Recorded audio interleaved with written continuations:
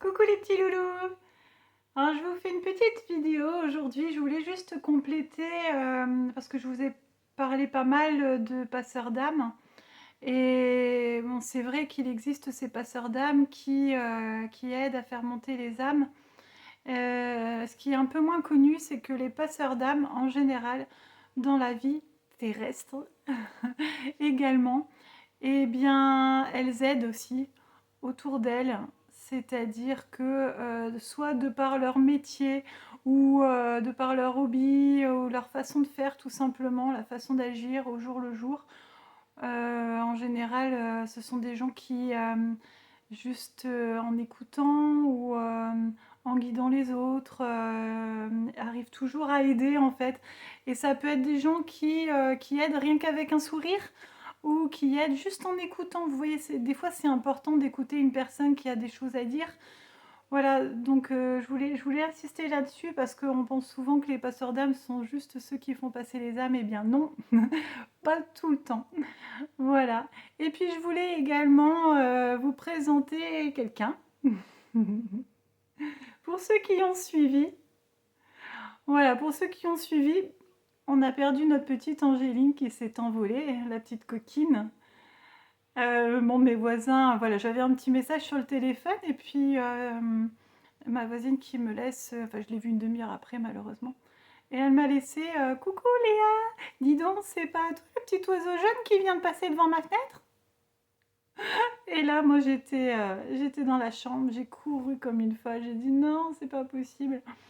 Et en fait, ben, j'avais sorti la cage et en soulevant la cage, eh bien, il y a la barrière qui s'est soulevée et elle, comme elle est super faux folle, eh bien, avec voilà, avec sa tête, je suppose, hein, elle a ouvert et puis elle est partie. Alors ça a été le drame à la maison parce que mon grand-fils qui vénère ses perruches, eh bien, ça a été très très difficile parce qu'Angéline, vraiment, voilà, c'était la toute première qu'on avait trouvée dans le parc, vous savez. Puis on s'était dit, si on était tombé dessus, ben, c'était pas par hasard, c'était pour la sauver, alors de la perdre. Du coup, voilà, c'était vécu un peu difficilement par tout le monde. Et en fait, avec mon fils, on s'est dit, on n'aurait jamais pensé réagir comme ça. Eh ben si, eh ben si, on y était vraiment attachés. Et puis alors, voilà, je vous avais expliqué, hein, c'était... moi, j'avais senti comme une urgence en fait, hein. Bon, de toute façon, c'était une petite perruche domestique, hein, donc elle mangeait même pas de fruits et légumes, elle venait d'une animalerie.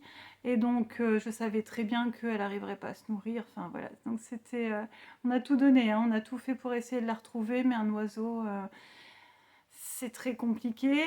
J'ai fait appel à, vous savez, ceux qui arrivent à communiquer avec les animaux. Et d'ailleurs, je me suis liée. Et puis voilà, si elle regarde, merci, merci infiniment. Et bon, ben, on l'a senti un peu dépérir. Alors, c'était un crève-cœur. Et puis un jour, eh bien, j'ai eu à faire passer et j'ai visualisé un phénix. Et voilà, et tout de suite, j'ai su que c'était elle et ça a été dur de la faire passer. Voilà. Bon, ça m'était déjà arrivé de faire passer, enfin je vous expliquerai peut-être dans une prochaine vidéo, quand on perd, voilà, quand on perd quelqu'un et qu'on est passeur d'âme, bien souvent les personnes, bah, du coup, elles se rapprochent de nous, hein. Voilà, donc ça arrive. Et puis alors, tout ça pour revenir sur des bonnes petites choses, hein. Je vous présente, hop là, viens ici, toi, viens ici, Argent. Alors, Argent est une fille, hein, mais mon fils a voulu l'appeler Argent à tout prix. On a un peu bataillé, moi j'étais partie sur Étoile, non, non, c'est Argent, c'est Argent.